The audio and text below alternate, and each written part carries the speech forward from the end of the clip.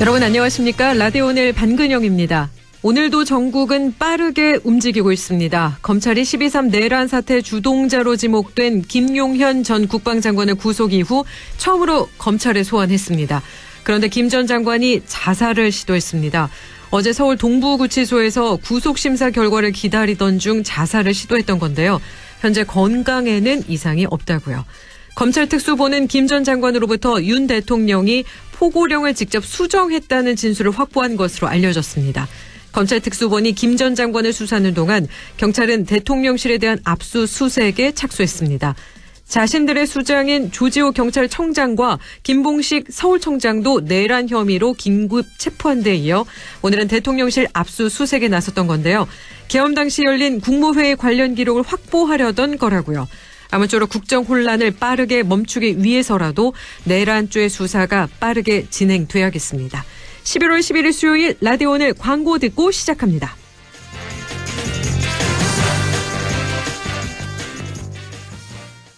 RSV 알고 계신가요? RSV는 독감 바이러스만큼 전염성이 강한 급성 호흡기 감염 바이러스로 영유아나 60세 이상 성인에서 감염 시 폐렴 등 심각한 합병증으로 이어질 수 있습니다.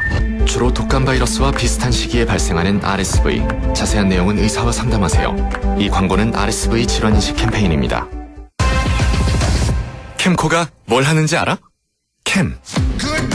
부채로 힘든 서민들이 다시 일어날 수 있도록 기회를 캠. 위기에 빠진 기업이 다시 도전할 수 있도록 가능성을 캠. 더 많은 국민이 국가 자산을 누릴 수 있도록 가치를 캠. 언제나 당신 편에 서서 대한민국의 자산을 희망으로 바꾸는 일. 우리가 가장 잘하는 일이니까. 대한민국 희망을 캠. 이 캠페인은 금융위원회, 한국자산관리공사 캠코가 함께합니다. 마음에 폭풍이 몰아치는 하루였다면 잠시 귀 기울여 보세요. 이 소리는 스트레스 감소를 도와주는 안마의자 LG 힐링미의 마인드케어 사운드입니다. 휴식의 새로운 바이브 LG 힐링미 MX9. 독일도 돌았다. 스위스도 돌았다. 대성 보일러도 유럽처럼 빙 돌았다. 원통형 콘덴싱으로. 대성 보일러가 만드는 유럽형 콘덴싱의 시대. 당신의 콘덴싱은 유럽형입니까? 대성이 내일을 위합니다. 대성 보일러. 팀장님, 연금도 투자하세요? 알아서 크는 연금은 없으니까 투자해야죠. 아, 투자의 차이가 연금의 차이? 이제 연금도 투자다. N2 퇴직연금. 역시 고용노동부가 선정한 2024년 퇴직연금 우수사업자. NH투자증권. 원금 손실 유의, 가입 전 상품 설명서 및 약관 필독. 건너오세요. 당신의 퇴직연금이 원하던 글로벌한 세계로. 내 연금 상품 그대로 중도해지 없이도 실물 이전은 지금이다. 수익률이 중요한 퇴직연금은 글로벌 투자하는 연금 미래에셋 증권으로. 원금 손실 유의, 투자 전 상품 설명서 및 약관 필독. 12월 11일 수요일 라디오 오늘입니다. 1부에서는 자동차에 필요한 귀한 정보를 전해드립니다. 김필수의 차필 규정, 대림대학교 자동차학부 김필수 교수 연결해 함께 이야기 나누겠습니다. 2부 이슈 오늘에서는 연말인데요. 안동시의 올 한 해 성과를 정리합니다. 잠시 후 안동시청 아나운서 김주현 주무관과 함께 자세한 내용 알아보겠습니다. 이어서 인사이드K 배종찬 연구소장과 함께 각종 설문조사의 결과를 갖고 우리 사회를 분석해보는 시간이죠. 배종찬 리서치 오늘 함께하겠습니다. 라디오 오늘 유튜브로도 다시 들을 수 있습니다. 많은 애청 바랍니다.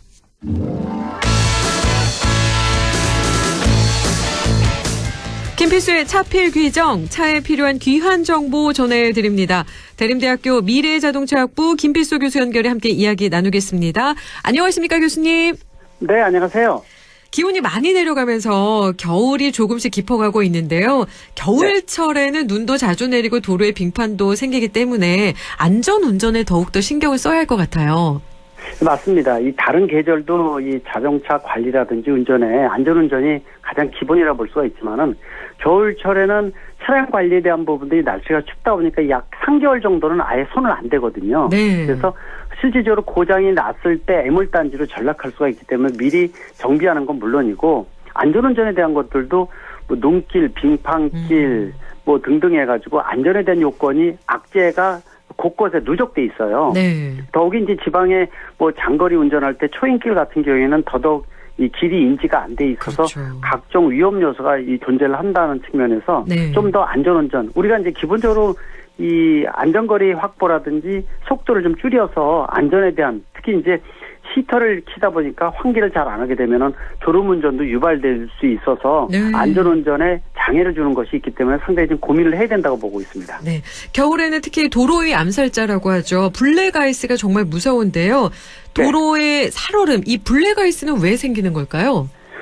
일반 눈길 같은 경우에는 아예 눈이 하얗게 내리다 보니까 너도나도 조심해서 네. 기어간다 그러지 않습니까? 그렇죠. 그래서 서서히 가다 보면은 또 앞뒤의 간격이나 속도를 늦추기 때문에 접촉사고가 생겨도 툭툭 치는 이 어느 정도 접촉사고 정도로 끝나요. 근데 블랙아이스는 말씀하신 대로 도로 위의 암살자라고 부르는 이유가 네. 일반 평상시의 속도로 빠르게 운전하는데 이 살얼음, 이 아스팔트 위에 여러 가지 먼지나 찌꺼기 같은 것들이 모여서 얇게 어는 얼음인데 네. 이 색깔이 겉으로 보기에는 이 얼음판인지 전혀 인지를 못한다는 게가 문제점입니다. 네. 그러다 보니까 곡선구간 같은 경우에 진입을 하게 되면은 그냥 미끄러지면서 사고가 생기고 네. 또 이게 혼자서 사고만 나는 게 아니라 다른 차가 연속적으로 사고가 생기면서 다중 충돌 추돌 사고가 이루어지면서 사상자도 많이 발생하기 때문에 네. 수십 중 충돌도 충분히 이 발생을 하고 그런 사례도 많기 때문에 더더욱 안전에 대한 부분들을 고민을 네. 많이 해야 되는 게 바로 블랙아이스라고 볼 수가 있습니다. 그렇죠. 다중 추돌 사고 때문에 더 유의해야 되는데 블랙아이스가 이 잘 생기는 곳이 따로 있을까요? 어디에 또 이렇게 생길까요? 그렇습니다. 네. 실제로 전국적으로요. 약 3년 전부터 국토교통부에서 전국에서 블랙아이스가 많이 발생하는 지역을 발표를 하고 있으니까 네. 혹시 말씀드린 대로 장거리 운전할 때 이 위치나 이런 것들을 확보를 하고요. 예. 또 진입하기 전에 안전 표지판도 많이 세웠어요. 네네. 그래서 블랙아이스가 많이 발생하는 지역. 특히 이제 어디가 많이 발생하냐면은 이 온도하고 습도 갑자기 급격히 변하는 주변 상황에 따라서 블랙아이스가 많이 생기는 지역 같은 경우에는 교량 위라든지 네. 또는 예를 들어서 뭐 고가도로 위라든지 밑에가 찬바람이 지나가다 보니까 네네네. 이런 요건이 많이 발생을 하거든요. 또 네네. 터널 입출구도 그렇고요.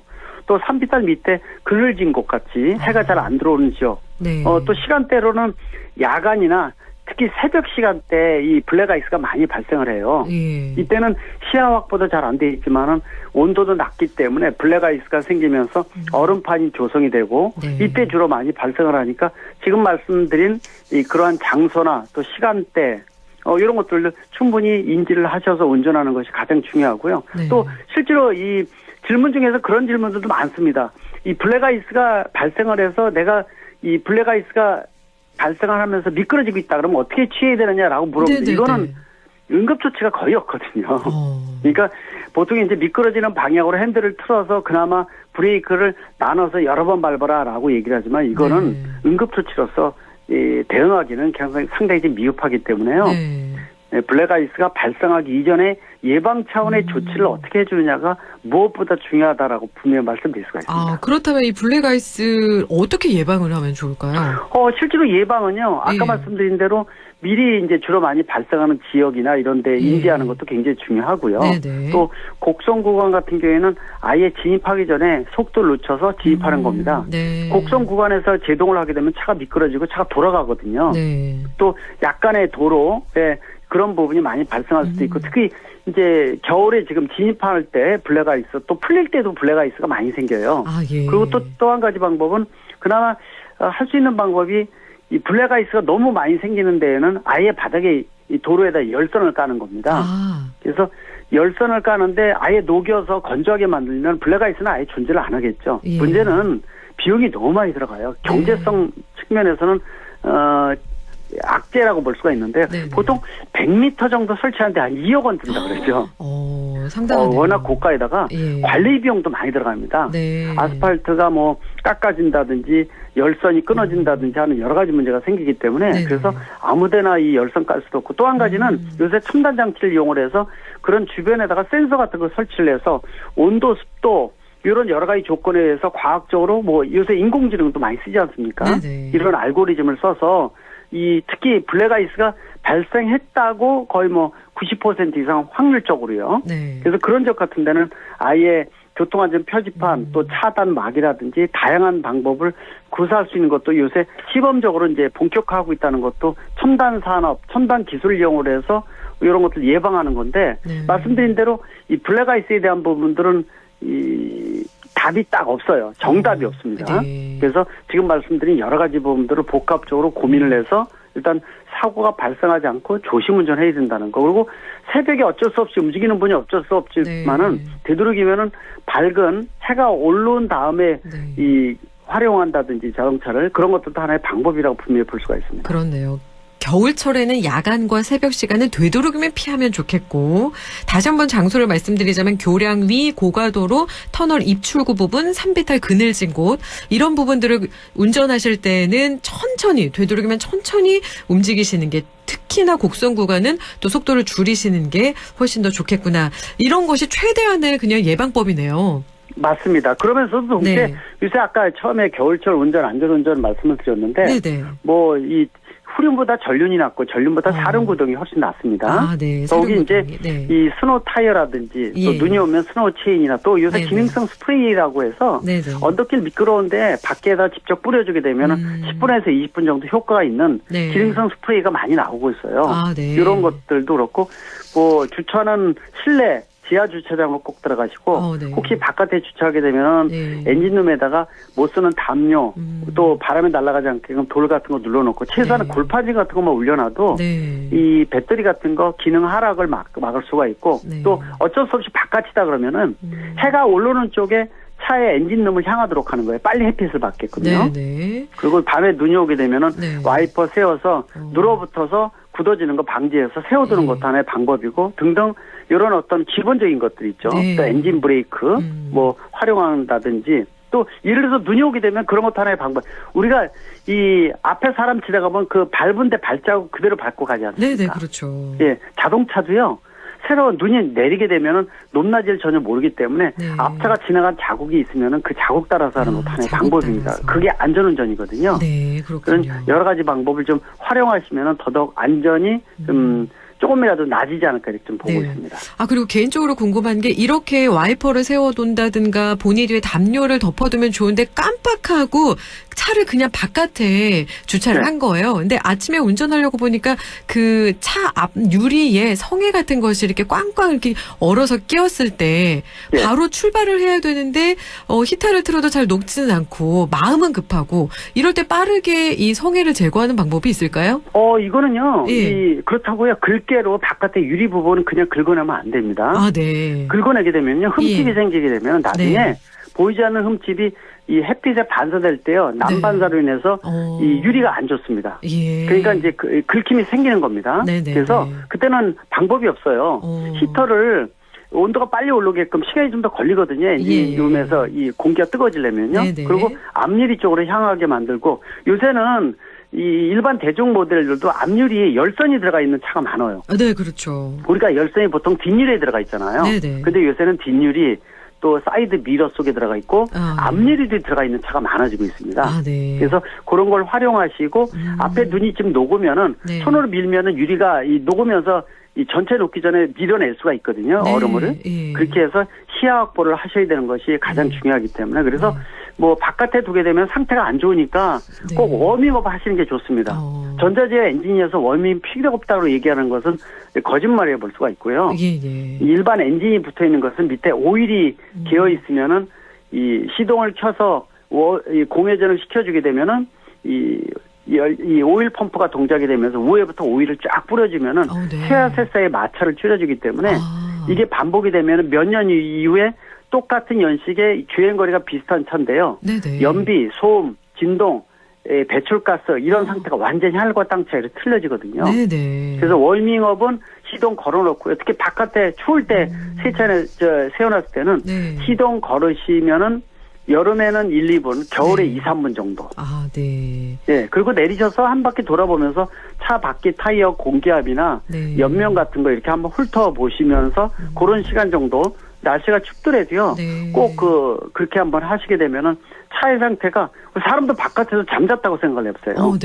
꽁꽁 엉망이지 얼어가지고. 않습니까? 그렇죠. 못 움직이잖아요. 그렇죠. 차도 3만 개의 부품이기 때문에 똑같습니다. 그런 측면에서 되도록이면은 어떻게 해서든지 지하 주차장이나 실내로 네. 디밀고 들어가세요라고 제가 그러거든요. 네, 예, 그 굉장히 방법이 중요한 맞네요. 거라고 말씀드렸어요. 그렇네요. 근데 그렇지 못했을 경우에는 자동차도 워밍업이 필요하다. 겨울에는 2, 3분, 여름에는 1, 2분 정도 워밍업 하는 시간을 꼭 확보하라라는 말씀. 정말 중요한 말씀이고요. 그리고 네. 한 가지 더 여쭙자면 겨울에 이 간혹 내린 눈을 그대로 싣고 달리는 차들이 있던데 이런 것도 위험하지 그렇죠. 않을까요? 굉장히 위험합니다. 예. 특히 이제 버스 위에 있는 얼음이 눈이 굉장히 쌓여 있는 상태 있지 않습니까? 그렇죠. 이게 차를 달리게 되면 실내가 뜨거워지니까 네. 위에 지붕의 면에 약간 녹거든요. 네네. 그리고 위에 있는 얼음 덩어리는 그대로 있는데 이게 휘어지는 구간에서 네. 약간 제동을 하면서 휘어지면은 그 굉장히 무거운 얼음 덩어리가요. 다른 차선으로 떨어지면서 다른 차에 앞유리 때린다든지 하게 되면 굉장히 대형 사고가 생기고 실제로 사고가 생긴 사례 많습니다. 아, 그렇군요. 이게 언제 생기냐면요. 예. 고속도로에서 1차선 달릴 때 상대방도 1차선 달리지 않습니까? 네네네. 근데 버스 위에서 있는 얼음 덩어리가 이게 휘어지는 구간에서 이 덩어리가 날아가면서 반대 차선 1차선으로 오는 차에 앞유리를 때려서 사고가 생긴 사례도 여러 건 있어요. 아, 네. 저도 실제로 1차선 달리다가요. 이 반대 고속버스 위에 있는 눈덩어리, 얼음 덩어리가 떨어진 거예요. 제 앞쪽으로. 어머, 세상에. 고속도로에서요. 예. 굉장히 빠르게 달리고 있는데. 그래서 네네. 그를 브레이크를 크게 잡으면서 앞일이 떨어지는 것을 밑에 범퍼 쪽으로 떨어지는데 범퍼가 약간 깨졌어요. 그렇죠. 이게 얼음이다 보니까 사실은 얼음 돌덩어리가 덩어리니까. 떨어지는 거고 똑같잖아요. 맞습니다. 그래서 네. 큰 사고를 피했는데 이게 앞유리로 떨어지면 굉장히 심각한 사고가 되거든요. 그렇죠. 그래서 꼭 이거는 운전할 때 1차선 쪽 반대 차선도 조심하셔야 되지만은 네. 중요한 것은 버스나 자기 차량의 위에 있는 눈을 털어내고 달리셔야 돼요. 네. 그리고 이 부분들은 본인의 안전, 남의 안전을 위해서라도요. 네. 이거는 꼭 지켜주셔야 되니까 혹시 눈이 쌓였을 때 그래서 혹시 밤에 눈이 계속 내리면은 나가셔서 한번 눈을 쓰러지게 되면요. 이게 네. 계속 쌓이면서 얼어서 굳어버리지 않거든요. 네. 그래서 귀찮더라도 바깥에 주차할 때 눈이 밤에 계속 내린다 그러면은 네. 좀 이렇게 주무시기 전에 나가서 한번 쓰러지게 되면 쌓이는 것도 좀 줄여줄 수가 있고 네. 얼음이 이렇게 층이 세워지는 것도 방지할 수가 있으니까 그거는 의무라고 생각하고 꼭 지붕 위에 있는 눈은 치워주는 것이 가장 안전운전이 중요하다고 강조할 수가 있습니다. 네. 눈은 꼭 치워야 한다는 거 여러분 꼭 기억해 주시길 바라면서 오늘 말씀 여기까지 함께하겠습니다. 고맙습니다. 네, 감사합니다. 지금까지 김필수의 차필귀정 대림대학교 미래자동차부 김필수 교수와 함께 했습니다. 라디오는 1부 여기까지고요. 잠시 후 2부에서 뵙겠습니다.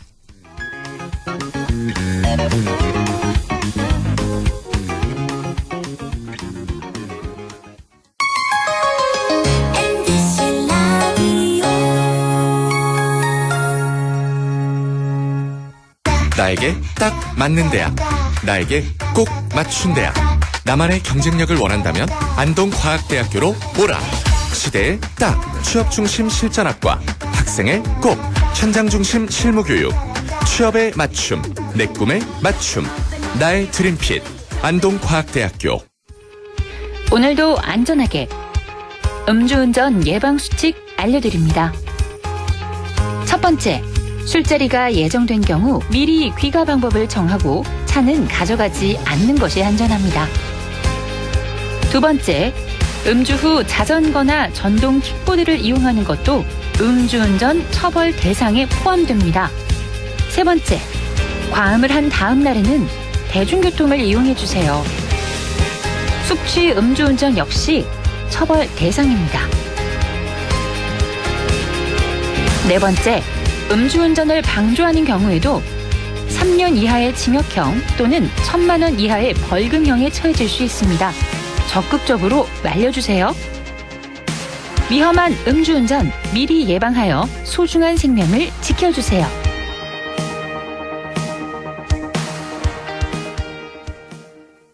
안녕하세요. 배우 문지인입니다. 우리 사회에는 일을 할 수 있어도 사회에 나아갈 기회조차 얻지 못하는 발달장애인이 있습니다.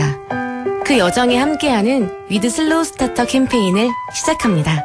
더 많은 첫걸음이 시작될 수 있도록 발달장애인의 출발을 응원해주세요. 공익광고 협의회.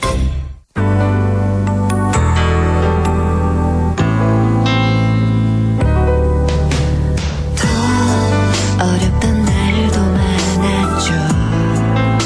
우리 함께 한다면 따스함을 느껴요. 사랑이 있어요. 소중한 우리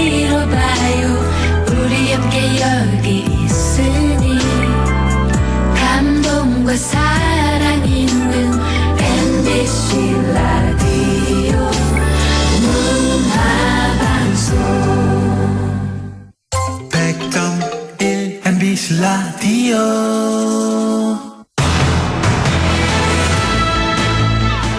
오늘 2부 순서 이슈 오늘입니다. 오늘 안동시정 소개하는 날이죠. 연말을 맞아 올 한 해 안동시정 성과 정리했다고 하는데요. 안동시청 아나운서 김주현 주무관과 함께하겠습니다. 안녕하세요. 안녕하세요. 안동시청 공보실 김주현입니다. 벌써 2024년 마지막 한 달이 채 남지 않았는데요. 안동시가 한 해 동안 이뤄낸 성과 오늘 돌아본다고요? 네, 위대한 시민과 함께 새로운 안동을 지향하고 있는 안동시의 성과 6개를 짚어보려 합니다. 첫 번째 3대 특구, 두 번째 4계절 축제, 세 번째 세계 인문도시 네트워크, 네 번째 경북 거점형 공공산후조리원, 다섯 번째 수돗물 반값 공급, 여섯 번째 완립겨 안동장터의 순서로 이야기하려 합니다. 그럼 첫 번째 3대 특구부터 이야기해 볼까요? 특구가 무엇이고 어떻게 추진된 걸까요?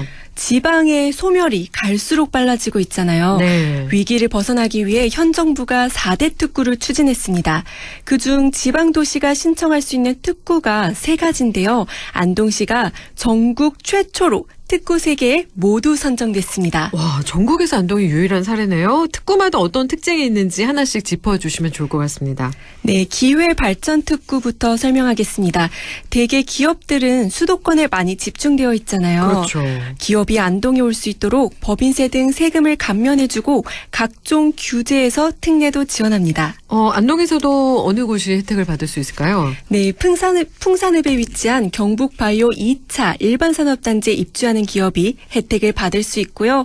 안동은 이곳에서 바이오와 백신, 햄프 산업의 거점을 구축하려 합니다. 안동에 새로운 기업이 많아질 수 있겠구나라는 생각이 드는데 그렇다면 교육발전 특구는 무엇일까요? 지자체와 대학 그리고 기업이 함께 힘을 모아 공교육의 질을 높이는 사업입니다. 안동시가 시범 지역으로 3년간 선정됐는데요. 온종일 돌봄 체계를 구축하고 유네스코 세계유산을 활용한 K인문 인성교육과 산업과 연계한 인재 양성도 추진하려 합니다. 출산부터 취업까지 이어지는 선순환 체계를 만드는 거죠. 그리고 안동의 교육 혁신이 기대가 되는데 이어서 문화특구라고요? 네, 지역의 특색 있는 문화자원을 활용하는 건데요. 현재 예비도시로 선정된 상태고요. 하나 예를 들자면 수은 잡방을 아시나요? 아우 정말 이거 모르면 안동 사람 아니에요.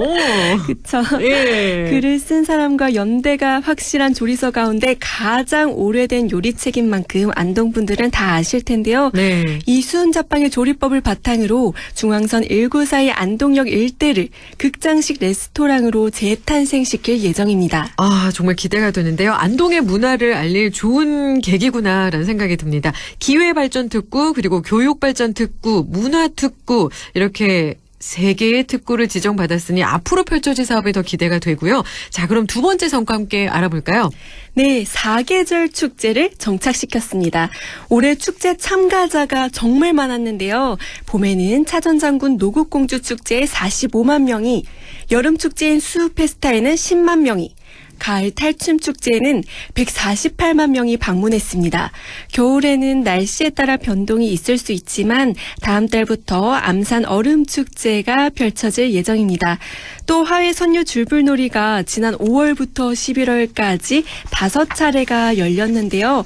올해 누적 관람객이 4만 5천여 명이었다고 합니다. 네, 다양한 축제들이 안동만의 유산과 가치를 가지고 우리 지역의 브랜드를 높이고 있구나라는 생각이 들고요. 정말 찾아온 인구만 해도 148만 명이라는 얘기에 자부심이 드는데요. 이번에는 그럼 이 자부심을 안고 세 번째 성과 함께 이야기 나누겠습니다. 네, 안동에서 11년째 열리고 있는 21세기 인문가치 포럼 들어보셨죠? 포럼이 더욱 자리매김할 수 있도록 세계 인문도시 네트워크를 구축했습니다. 안동에서 10년 넘게 포럼을 이어왔는데요. 이 네트워크를 창립한 특별한 이유가 있을까요? 국내와 해외 도시 간의 연락망을 장기적으로 이어가기가 어려웠다는 점이 있고요. 또 하나는 포럼이란 틀을 넘어서 인문을 교류할 수 있는 협력체를 구축하기 위해 네트워크를 만들었습니다. 현재 협력체에 가입한 도시는 몇 개일까요? 국내에는 충청남도 공주시 등 4곳, 해외에는 그리스, 코린트 등 23곳, 모두 도시 27개가 참여하고 있습니다. 안동이 중심이 돼서 협력체를 만들었잖아요. 그만큼 인문학적 가치의 공감대를 전 세계와 나눌 수 있어서 더 기대가 되고 앞으로도 더 참여해보고 싶은 그런 것인데, 네 번째 성과, 이런 뿌듯한 마음 안고 가보겠습니다. 네, 경북의 북부 지역에는 산후조리원이 부족하잖아요. 그렇죠. 지방자치단체 간 공동협력 활성화 사업에 따라 경북의 거점형 공공산후조리원을 안동에 만들고 있습니다. 출산을 하면 당연히 산후조리원에 가는 거 아니야라는 생각을 하게 되는데, 안동에는 사실 산후조리원이 부족했어요. 네. 산후조리원이 게다가 공공산후조리원이 안동에 만들어진다고 했다니까 좀 기대가 되는데, 언제 어디에 만들어질까요? 2027년 용상동에 들어설 예정인데요. 지상 4층으로 지어진다고 합니다. 안동은 물론이고 봉화, 영양, 청송 지역 등 인근 지역에서도 환영하는 소식인데요. 그렇다면 정말 이 기대되는 마음을 안고 다섯 번째 성과 함께 알아보겠습니다. 살아가는데 없어서는 안 될 소중한 물질 무엇일까요? 공기? 뭘까요? 네, 바로 물인데요. 물이죠. 네. 예. 전기나 통신은 없으면 불편함 정도가 따르죠. 네. 하지만 물은 없으면 어떻게 되냐? 사람의 생명이 위독합니다. 그렇죠. 네, 안동시가 그런 수돗물을 가지고 반값으로 공급합니다. 기존보다 절반이나 저렴하게 수돗물을 이용할 수 있다는 소식인데요. 어떻게 추진하게 된 걸까요? 안동에는 댐이 2개나 있잖아요. 시민들은 지난 50년 동안 직접적으로나 간접적으로 피해받고 있는데요. 안동시가 이에 대한 보상이 필요하다고 의회와 협의를 거쳐 추진했습니다. 그렇다면 반값 수돗물 언제부터 언제까지 적용이 될까요?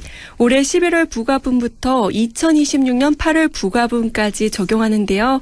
가정용 상수도의 월 사용량 20톤까지 요금을 감면해 줍니다. 한 가구당 3, 4인을 기준으로 한다면 얼마나 혜택을 받을 수 있을까요? 수돗물을 월 평균 18톤 정도 사용한다고 가정하면 가구당 최대 월 7,900원 정도 감면받을 수 있습니다. 시민들의 경제적 부담이 좀 덜어질 것 같고, 그래서 약간은 지갑이, 이 7,900원 정도면 차 한 잔 저희가 마실 수 있는 거잖아요. 네. 예, 알겠습니다. 그럼 벌써 마지막인데요. 여섯 번째 성과 알아보겠습니다.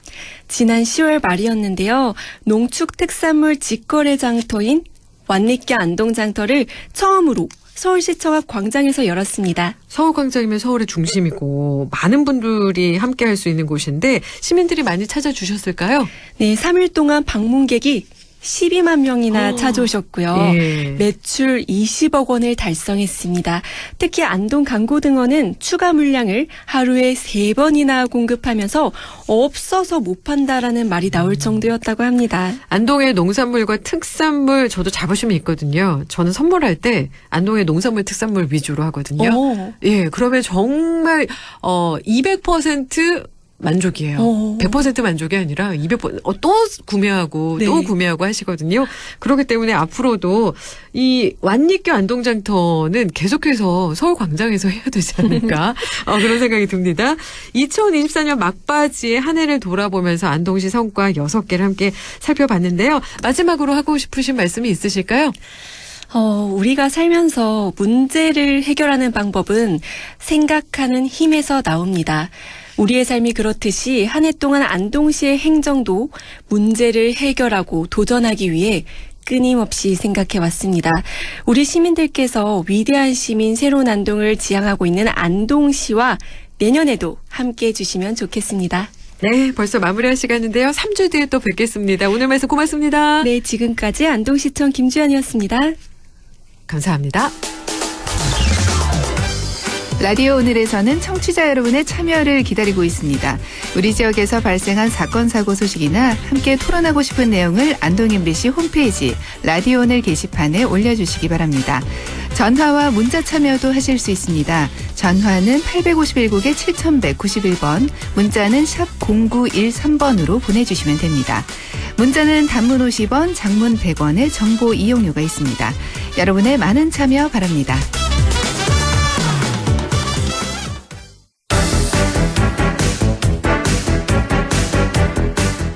리서치 오늘 인사이드 K 배종찬 연구소장과 함께합니다. 안녕하십니까 소장님. 안녕하십니까, 배종찬입니다. 네, 탄핵 국면이 전개되고 있는데요. 먼저 윤석열 대통령의 지지율 추세 한번 살펴보겠습니다. 아주 긴박하게 돌아가고 있습니다. 네. 오늘 소개드린 모든 조사는 중앙선거여론조사 심의위원회 홈페이지에서 확인 가능합니다. 한국갤럽이 국민일보의 의뢰를 받아서 지난 6일, 7일 실시한 결과이고요. 무선 가상번호 전화면접 조사 결과입니다. 윤석열 대통령 긍정 지지율 11%로 나타났습니다. 부정평가는 86%. 물론 추세적으로 일주일 또는 2주일 단위로 조사되고 있는 건 아닙니다만 이 결과는 임기 들어 윤석열 대통령의 긍정, 부정 각각 최저치, 최고치로 나타났는데 대구 경북에서는 윤석열 대통령 긍정 16%, 부정평가는 77%로 나타났습니다. 네. 비상계엄 선포 사태 이후 발표된 윤 대통령 탄핵과 내란죄에 대한 여론조사 결과도 궁금하거든요. 소개 부탁드리겠습니다. 그렇습니다. 이게 지금 14일 날 대통령의 탄핵 소추가 재추진될 텐데 상당히 긴장감 있게 돌아가고 있습니다. 여당 중진들은 토요일을 피해달라고 하고 있지만 더불어민주당뿐만 아니라 다른 5곳의 야당도 미동치 않고 반응도 보이지 않고 있는 상황입니다. 같은 조사에서 윤석열 대통령 탄핵 찬반을 물어봤습니다. 탄핵에 찬성한다 74%, 탄핵에 반대는 23%로 나타났는데요. 윤석열 대통령뿐만 아니라 국민의힘의 핵심 지역 기반이라고 할 수가 있겠죠. 대구 경북에서는 윤석열 대통령 탄핵 찬성 54%, 반대 41%로 나타나서 핵심 지지 기반에서도 탄핵 추진에 대한 찬성 여론이 더 높은 결과로 나타났습니다. 또한 이제 내란죄가 중요한데요. 이번 탄핵 국면에서는 8년 전에 이 탄핵과는 다른 점은 바로 내란죄가 거론되고 있는 것입니다. 바로 비상계엄이 내란죄로 수사받을 수 있다라는 부분인데 비상계엄을 내란죄로 보느냐고 물어봤는데요. 내란죄가 맞다 71%, 내란죄가 아니다 24%, 대구 경북에서는 내란죄가 맞다 51%, 내란죄가 아니다 41%로 나타났습니다. 이렇게 여론조사 살펴봤는데 윤 대통령은 침묵과 칩고 상태입니다. 공수처에 의해서 출국 금지가 되었고요. 그렇다면 피의자 신분으로 앞으로 조사를 받게 되는 걸까요? 그렇습니다. 계속 조사를 받고 있는데 크게 보면 이 수사와 탄핵 추진 두 축으로 정치권 흐름은 진행이 될 것으로 보입니다. 오늘도 경찰에서는 대통령실 압수수색을 하기 위해서 경찰관들이 용산 대통령실을 향했지만 대통령실로 들어갈 수는 없었습니다. 5시간 동안 대통령실 그리고 합동참모본부에 대한 압수수색을 위해서 대치했습니다만 현 시간까지 이 5시간 대치 국면 속에 들어가지 못하는 것으로 전해지고 있고요. 지금 경찰에서는 또는 공수처에서는 언제라도 대통령의 수사 진전 사항에 따라서 긴급 체포 또 구속영장도 청구될 수도 있다라고 하는 입장으로 알려지고 있습니다. 계속해서 국회에서도 긴급 현안 대정부 질문이 이어지고 있고요. 또 경찰, 또 검찰, 그리고 공수처로 나눠져 있던 수사 부분이 검찰은 합류가 되지 않은 것으로 보입니다. 추가 이제 시간 진행에 따라서 확인해 볼 필요는 있습니다만 어디에서 수사하는 것이 정확하게 맞는 것이냐라는 혼선도 있었는데 현 시점에 경찰, 공수처, 국방부의 합동조사본부가 만들어진 것으로 확인됩니다. 합동조사본부가 만들어진 것으로 확인된다라는 말씀까지 들었고요. 비상계엄 사태 이후 정당 지지율이 어떤 흐름인지도 궁금하거든요. 그렇습니다. 상당히 이전에 한국갤럽의 자체 조사와는 상당히 다른 추세의 결과가 나타났습니다. 이번 조사에서는 어느 당을 지지하는지 물어봤는데요. 마찬가지로 한국일보와 국민일보의 조사 결과입니다. 더불어민주당 46%, 국민의힘 24%로 한국갤럽 조사로서는 물론 이제 한국갤럽 자체 조사가 있고 한국갤럽이 외부 언론사 등으로부터 의뢰받은 조사 결과였는데 임기 들어 확인한 결과로는 더불어민주당과 국민의힘이 가장 큰 차이가 나는 조사 결과로 분석됩니다. 네, 가장 큰 차이가 나는 조사 결과다. 네, 민주당이 46%였죠. 네, 이렇게 나왔습니다. 한동훈 국민의힘 대표, 한덕수 국무총리와 비상사태 수습을 해나가겠다라고 했는데 질서 있는 퇴진 계획을 발표를 했거든요. 주요 내용 다시 한번 짚어주실 수 있을까요? 그렇습니다. 전국 안정 TF팀이라는 게 만들어졌습니다. 네. 국민의힘에서요. 대통령이 이 비상계엄을 선포한 이유, 바로 이제 이 계엄은 해제가 됐습니다만 일파만파 그 파장은 더 확대되는 양상입니다. 민주당을 비롯한 야 6당은 윤석열 대통령 탄핵 소추를 추진 중에 있고 지난 7일입니다. 지난주 토요일이죠. 김건희 여사 특검법도 부결되고 또 탄핵 소추는 이 정족수가 채워지지 않아서 불성립이 됐는데요. 오는 14일은 좀 양상이 달라질 것으로 보입니다.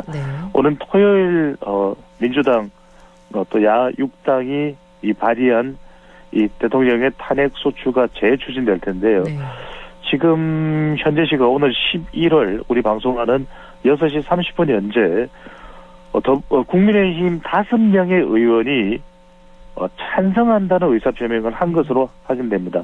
오늘 김재섭 초선 의원이죠. 서울 지역 국회의원 국민의힘입니다. 더 이상 이룰 수는 없다. 국민 여론이 매우 따갑다.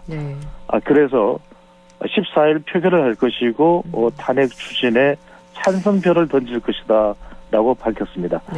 이렇게 이 이탈하는 숫자가 늘어나고 있는 추세이고 앞으로 이제 한 3일 정도 남아있는 셈이어서 이탈자는 추가로 발생할 수밖에 없고 헌법의 대통령 탄핵 소추는 국회에서 재적의원 재석이 아닙니다.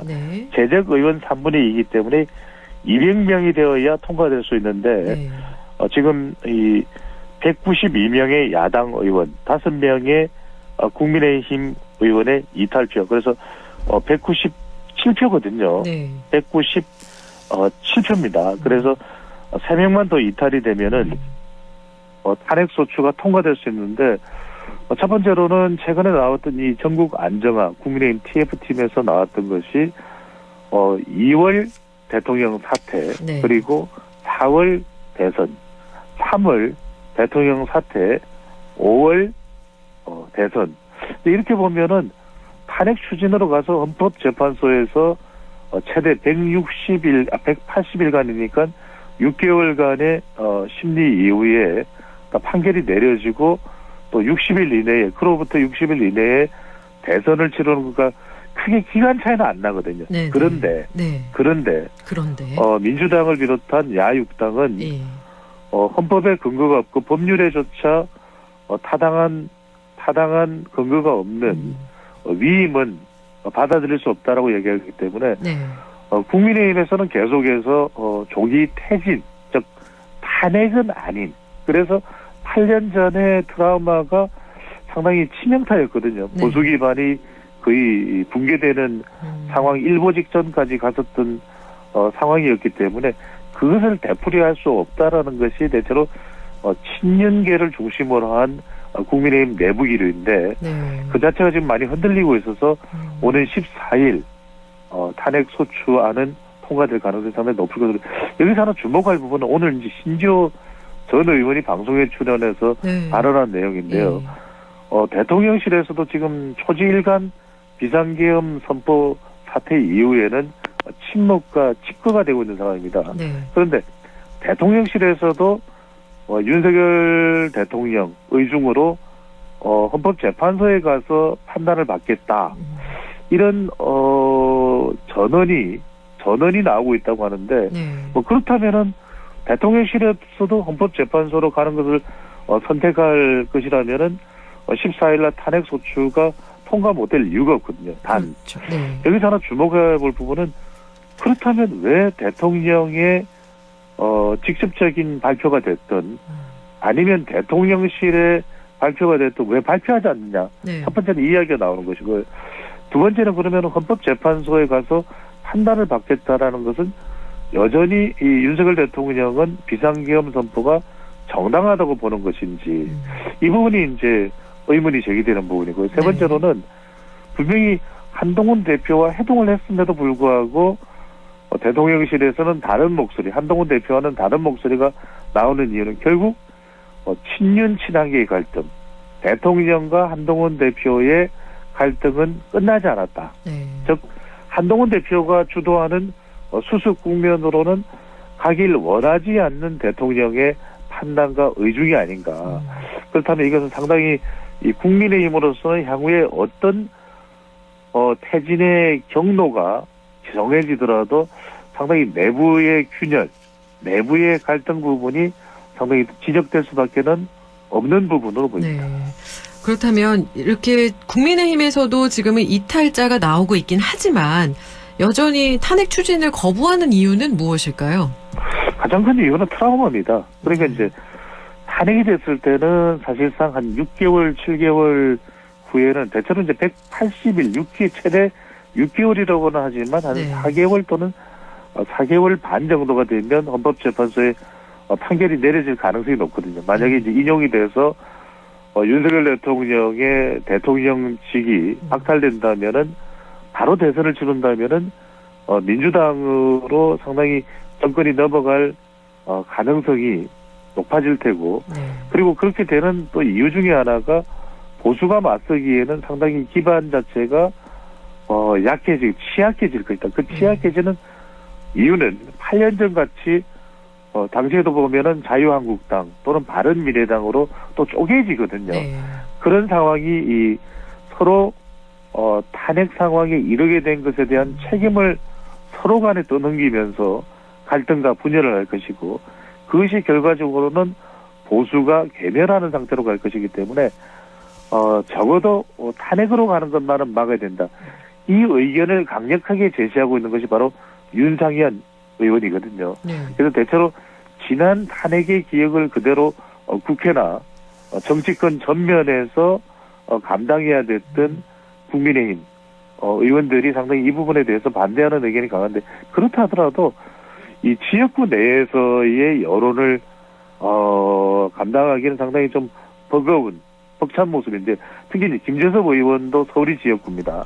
그리고 찬성 의사를 표명하고 있는 조경태 의원이 부산인데 부산 여론도 상당히 또 악화되고 있는 상황이거든요. 대체로 수도권과 PK 지역, 다른 지역에는 국민의힘 의원이 많이 없는 상황이기 때문에 서울과 부산 지역을 중심으로 해서 국민의힘 의원들의 탄핵소추 표결에서 이탈표가 많이 나오는 추세가 될 것으로 분석됩니다. 마지막 질문 드리겠습니다. 민주당은 정부 안에서 대폭 삭감된 예산안 강행 처리 입장이고요. 또 추경호 국민의힘 전 원내대표에 대해 의원직 제명, 내란죄 고발 추진하고 있고 또 그 외 내란죄 특검, 상설특검, 김건희 여사 특검법, 국무총리와 법무장관 등 비상기업 관련 인사 탄핵, 또 윤 대통령 탄핵 소추안을 재추진하고 있는데 어떤 이슈에 주목할 필요가 있을까요? 매우 신박하게 흘러가고 있습니다. 그런데 우리 시간이 데이터 분석 전문가인 제가 주로 이제 지지율에 가장 큰 비중을 두고 분석과 해석을 해드리는데 역시 이번 주에 발표될 한국 갤럽의 조사 결과입니다. 바로 그 다음 날이 이 대통령의 탄핵 소추가 재추진되거든요. 김건희 여사 특검법 또 내란 상설 특검법이 아닌 일반 특검법도 국회 본회의장 무대 위에 올려집니다. 13일 이번 주 금요일의 결과가 한국 갤럽의 결과가 앞서 소개되던 11%였는데 국민일보와 한국일보 조사는 과연 한 자릿수로 내려가느냐. 이 부분이 제가 봤을 때는 가장 중요한 여론의 분기점.